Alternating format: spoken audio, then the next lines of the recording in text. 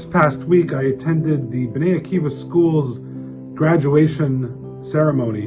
My first time, and the stereotypical graduation can be a bit of a snooze fest, lots of speeches, bad coffee, old pastries.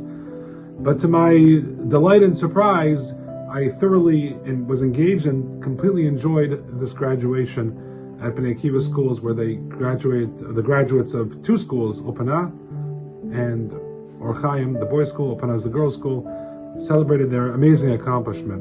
And it was a really beautiful evening. All the speeches were really meaningful, especially in light of current events. The messages were really, really strong. There was a lot of ruach in the air, a lot of spirit. It was an atmosphere of celebration, but also like an awareness of the greater Jewish world really experiencing tremorous times that we have to pay attention. And I really was struck by everything that everyone said. There was one line there that I believe Rabbi Grauer, who's the head of school, said in the middle of his speech. It's an anecdote that I've heard before, but it really struck with me the whole week, and I've been thinking about it. And it goes like this. There was a great, great man who lived in Jerusalem 100 years ago. His name was Rabbi Aryeh Levin. Rabbi Aryeh Levin was known as the Tzaddik of Jerusalem, the righteous man of Jerusalem. So if you have that moniker, you know that you're a very special person, because you can imagine that there's many, many righteous people in Jerusalem, especially 100 years ago. So Rabbi Aryeh Levin was also known as the rabbi of the prisoners. He would go to all the prisoners of war that the British took, the Jewish prisoners, and he would go and bring them tefillin and food and just comfort them. He was also, besides being a very saintly individual, was a tremendous Torah scholar.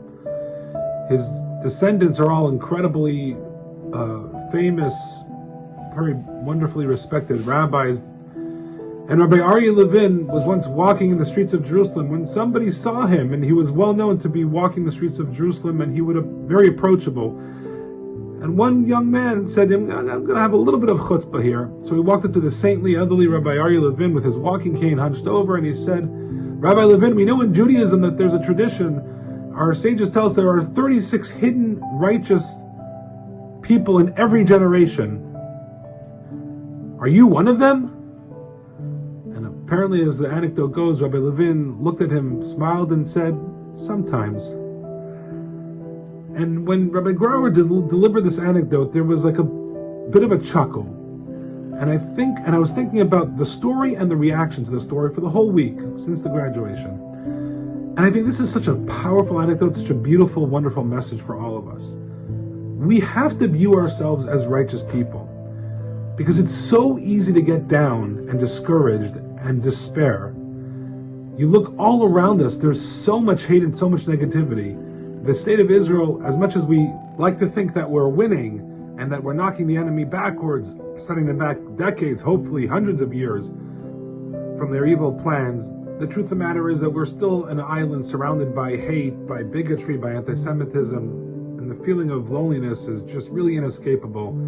Just this morning I made the foolish mistake of checking my phone before Shacharit, before morning services. Never a good idea. Well, never really a good idea to check your phone now in any event, but especially before stepping into services.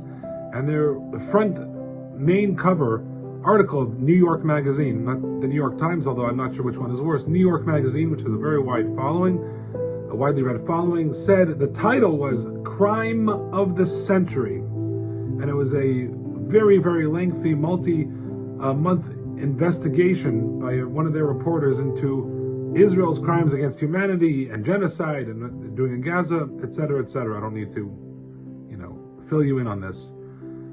Crime of the century. That's the worst thing that has happened in this century. That's the title, is Crime of the Century. And I walked into services just despondent, like another blow, like punch after punch after punch, and it affected my whole services. It was a mistake on my part. So we're surrounded by all of this.